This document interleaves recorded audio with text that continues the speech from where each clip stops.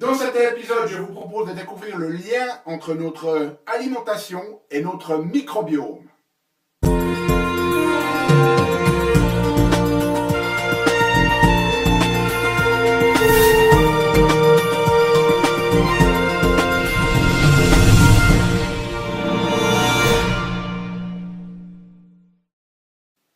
Parce que la vie est bien trop magique pour être petite et que nous avons tous besoin d'une prescription pour grandir en conscience et faire que nos rêves dévorent notre vie. Bonjour, je suis le docteur Yannick Poli, bienvenue à un nouvel épisode d'une grande vie. Et vous le savez, chaque semaine dans ces épisodes, je vous propose des stratégies pratiques, pragmatiques pour grandir en conscience, qu'elles soient d'ordre physique, émotionnel, psychologique ou spirituel, parce que c'est cette conscience qui est au cœur de notre évolution en tant qu'être humain et d'une vie pleinement vécue. Alors, aujourd'hui, j'aimerais vous parler un petit peu du lien qu'il y a entre notre alimentation et notre microbiome. Alors, notre microbiome, c'est quoi? Eh bien, c'est en fait ce système de microbes que nous avons à l'intérieur et sur notre corps et qui joue un rôle très très important pour notre santé. Ce qu'il faut se rendre compte, c'est que on a l'impression que nous sommes, nous, êtres humains, mais si l'on regarde au niveau cellulaire, eh bien, nous réalisons qu'il y a 10 fois plus de microbes à l'intérieur de notre corps qu'il n'y a de cellules humaines. Et si l'on regarde au niveau génétique, eh bien, il y a 150 fois plus de gènes microbiens que de gènes humains. Donc, essentiellement, si l'on regarde d'un point de vue cellulaire, nous ne sommes que 10% humains. Et si l'on regarde d'un point de vue génétique, nous sommes à peine 0,75% humains.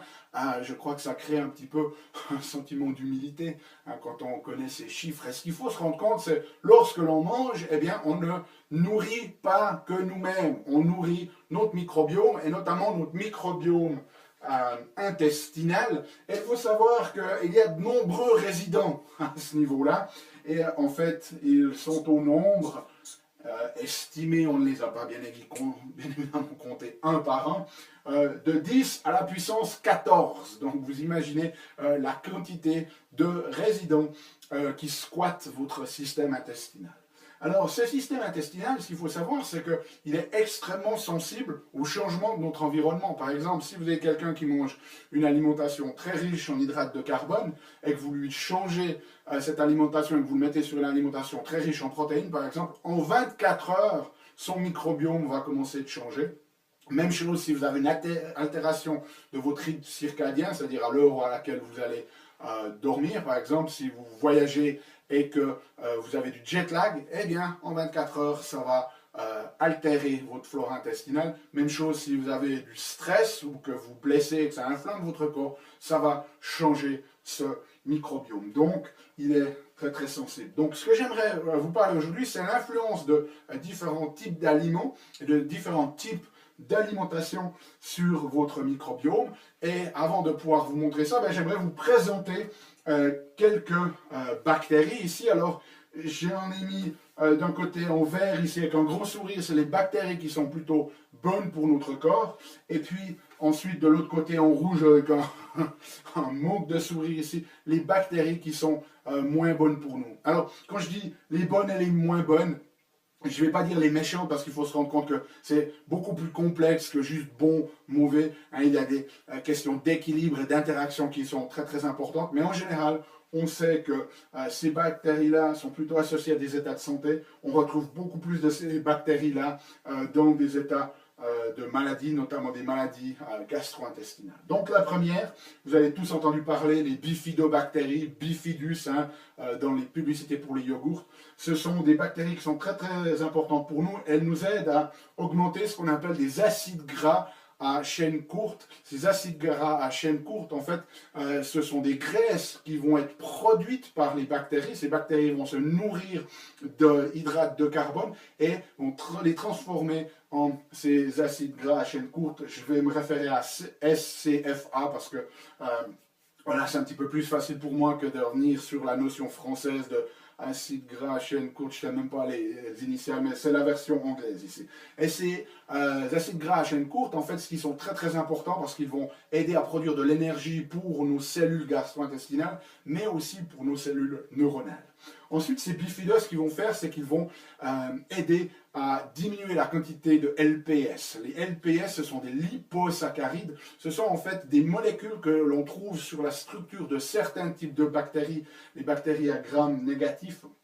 Et ce sont en fait des toxines qui vont activer notre système immunitaire de manière inadéquate. Donc en fait, ces LPS, mes mentors les appellent les little pieces of shit, hein, les petites pièces de merde, excusez-moi l'expression, mais c'est quelque chose qui n'est pas bon pour notre organisme. Donc le moins vous en avez, le mieux c'est. Et puis ces bifidos, ce qu'elles vont faire aussi, c'est qu'elles vont améliorer la barrière intestinale. Elles vont faire que notre intestin ne devient pas perméable, et ça c'est quelque chose de clé, de central dans notre corps, parce que bien évidemment il faut qu'on ait une frontière entre l'extérieur et l'intérieur, et il ne faut pas que cette frontière ait les portes complètement ouvertes. Donc elle joue un rôle bénéfique. Ensuite, peut-être déjà aussi entendu parler des lactobacillus. Eux, ils vont augmenter ces acides gras à chaîne courte. Ils vont être anti-inflammatoires. Et puis il y en a d'autres comme Roseburia qui va augmenter aussi ces acides gras à chaîne courte. Même chose pour les Eubacterium.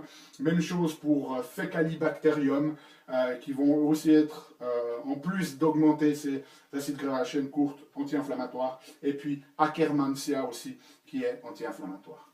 Et puis, chez les un petit peu moins bonnes pour nous, de nouveau, tant que vous avez une bonne flore ici, si vous avez celle-là, c'est pas un problème. Par contre, si vous réduisez celle-ci et que vous augmentez celle-là, c'est dans ce déséquilibre que les problèmes commencent. On a l'espèce des bactéroïdes qui, eux, vont activer certaines cellules de notre système immunitaire, les CD4, ce qui n'est pas nécessairement une bonne chose en cas de déséquilibre.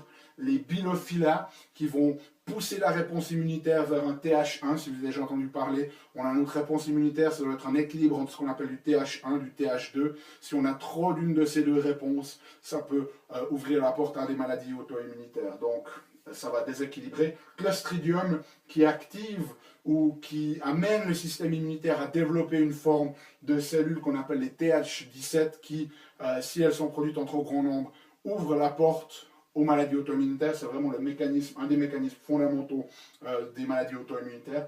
Et puis on a les entérocoques qui sont des pathogènes par eux-mêmes qui peuvent causer des problèmes intestinaux, voire des problèmes urinaires. Okay, donc voilà un petit peu pour les acteurs de notre pièce de théâtre ici. Et voyons un petit peu ce qui se passe. Alors la première des choses intéressantes de regarder ce qui se passe lorsque l'on mange des protéines. Et on pourrait imaginer que ces protéines, elles ont le même impact sur ces systèmes. Eh bien non. En fonction de si vous mangez des protéines animales ou des protéines qui proviennent de plantes, vous allez avoir un impact complètement différent sur notre microbiome. Et ensuite, ce microbiome, eh bien, il va avoir un impact différent sur notre physiologie. Ce qu'il faut se rendre compte, c'est que l'on sait que beaucoup de ces choses dans notre environnement affectent notre corps. Et ce que l'on est en train de se rendre compte en médecine, c'est que, en fait, ce n'est pas une interaction directe entre l'environnement et notre corps, mais indirecte entre l'environnement, ce qu'il fait à notre microbiome, et ensuite l'impact que ça a sur notre microbiome, sur notre propre physiologie. Donc, si vous mangez des protéines plutôt de type animal, vous allez augmenter les bactéroïdes, vous allez augmenter les bilophilia et vous allez diminuer les bifidos. Donc tout ce qui est en rouge, c'est quelque chose qui fondamentalement n'est pas bon pour nous. Et ce faisant, vous allez diminuer la production de ces acides gras à chaîne courte, et puis vous allez aussi favoriser la formation d'une substance que l'on appelle le triméthylamine N-oxyde, TMAO, qui est une substance en fait athérogène, c'est-à-dire que ça va faire déposer des graisses dans nos vaisseaux sanguins, ce qui n'est pas une bonne chose. Donc la combinaison de ces deux éléments favorise en fait le développement de maladies cardiovasculaires et puis de maladies gastro-intestinales. De l'autre côté, si vous mangez des protéines qui viennent à base de plantes, vous allez augmenter les bifidos, vous allez diminuer les bactéroïdes et diminuer le Clostridium, ce qui nous amène à une meilleure production d'acides gras à chaîne courte, ce qui améliore la fonction de barrière de notre intestin, améliore la présence de cellules T régulatrices. Ce sont des cellules qui sont un petit peu l'opposé de ces T17 qui vont contrôler notre système immunitaire, ce qui est une bonne chose. Et puis, ça va diminuer l'inflammation. Okay? Au niveau des graisses, si vous mangez des graisses insaturées, eh bien, vous allez augmenter vos bifidos, augmenter les lactobacilles et augmenter Akkermansia. Et ça, c'est très important parce que cette configuration-là, elle va avoir un effet calmant sur ce qu'on appelle les récepteurs TLR c'est des récepteurs TOL. Ce sont en fait des récepteurs qui, lorsqu'ils sont activés, vont avoir tendance à pousser notre système immunitaire du côté auto-immunitaire. Donc c'est bien de pouvoir calmer ça, ça va calmer l'inflammation et ça montre aussi que ça va diminuer notre cholestérol total et le mauvais cholestérol.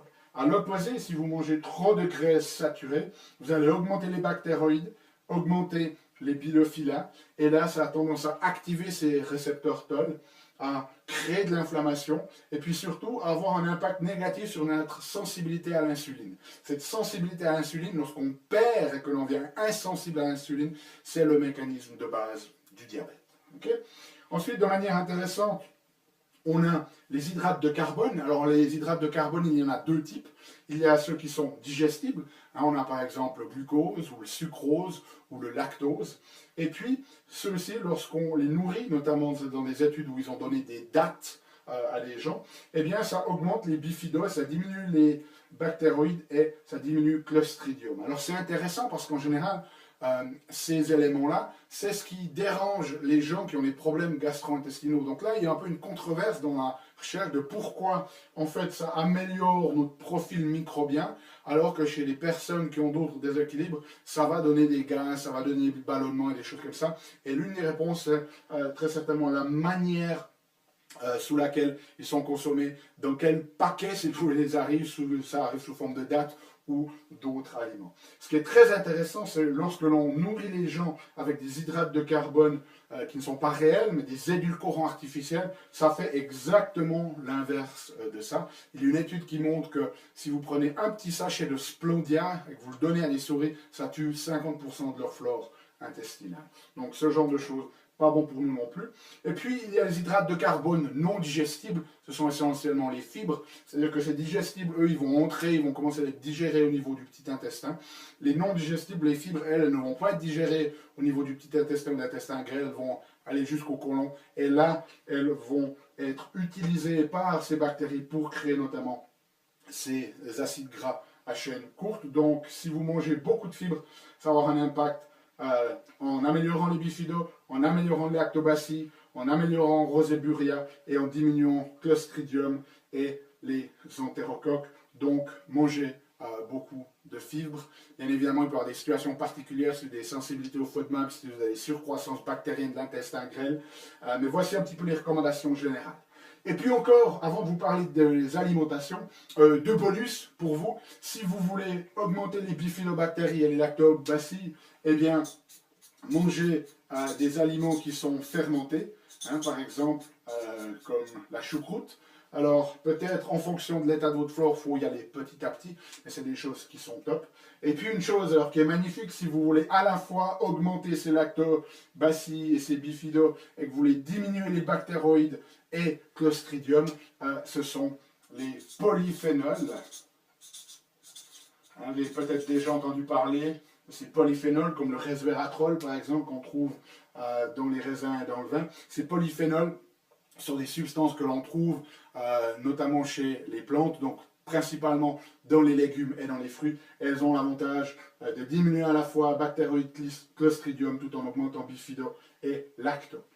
Et puis pour les alimentations, eh bien voilà, l'alimentation européenne standard, okay, et américaine standard aussi, c'est-à-dire ce que nous mangeons de nos jours, qui n'est pas nécessairement très bon chez la majorité des gens, eh bien ça va diminuer ces bifidos, diminuer les lactos, diminuer Eubacterium, augmenter bactéroïdes et augmenter entérocoques. Donc vous voyez que notre alimentation, que la plupart des gens consomment dans la vie de tous les jours, pas bon ni pour nous, ni pour notre microbiome.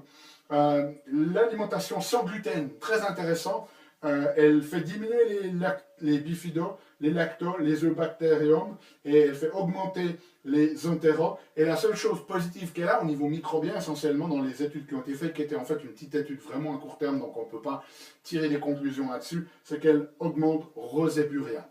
Donc cette notion qu'il faut comprendre, si vous devez partir sur un régime sans gluten, il y a des conséquences sur votre microbiome. Okay, ça, c'est très, très important. 70% de ce qui nourrit, ce qu'on appelle les prébiotiques, ce qui nourrit nos bonnes bactéries, viennent du blé et de ses dérivés dans notre alimentation. Donc, c'est très, très important de savoir que si vous devez aller sur une alimentation sur gluten pour des raisons thérapeutiques, il faut en même temps que nous mettions d'autres stratégies en place pour nourrir votre microbiome, parce que sinon, vous avez ce genre de choses qui se passent. Donc, c'est très, très important de comprendre que ces alimentations sans gluten, ça ne doit pas juste être une mode, c'est extrêmement puissant thérapeutiquement, mais ça a aussi des conséquences sur votre microbiome qui, à long terme, ne peut pas être top. Et c'est pour ça que si vous enlevez le gluten, certaines des bactéries qui sont habituées, si vous voulez, à vivre sur le gluten, disparaissent. Et quand vous en remangez, il n'y a plus ces bactéries pour traiter ces aliments et vous pouvez de nouveau redévelopper des symptômes. Donc, c'est un des mécanismes. Et puis, une des meilleures alimentations qu'on a à ce jour, ça, on retrouve cette alimentation méditerranéenne qui améliore les bifidols, les lactos et les eubacterium. Par contre, elle augmente aussi les bactéroïdes, ce qui n'est pas nécessairement une bonne chose. Donc, on voit que même sur cette alimentation, qui est considérée l'une des meilleures alimentations à ce jour au niveau santé, eh bien, il y a quand même des choses qui peuvent être affinées parce qu'elles ont aussi un impact qui n'est pas top. Donc voilà un petit peu, je dirais que c'était presque un peu scientifique aujourd'hui pour vous, mais pour moi, ce que je voulais vous montrer, c'est que c'est très important de reconnaître que lorsqu'on ne se nourrit, on ne se nourrit pas que nous, nos cellules humaines, mais on nourrit tout aussi les résidents de notre microbiome et des choses qui peuvent a priori nous paraître bonnes pour nous, par exemple le sans gluten parce que ça déclenche un certain nombre de symptômes particuliers si vous avez une sensibilité ou une maladie cœliaque, ça va en même temps avoir un effet potentiellement néfaste sur notre microbiome qui doit être pris en compte et ça c'est l'art clinique de l'individualisation de chaque cas. Okay. J'espère que ça vous a donné une bonne perspective. Laissez-moi savoir dans les commentaires ce que vous en pensez. Nous, on se retrouve d'ici une semaine pour une nouvelle vidéo. D'ici là, souvenez-vous, émerveillez-vous, aimez la vie et contribuez chaque jour un petit peu plus.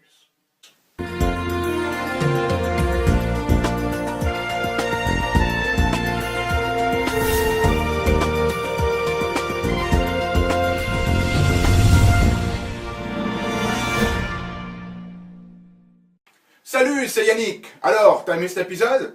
Sais-tu que tu peux rester connecté et même approfondir le sujet en faisant 3 choses?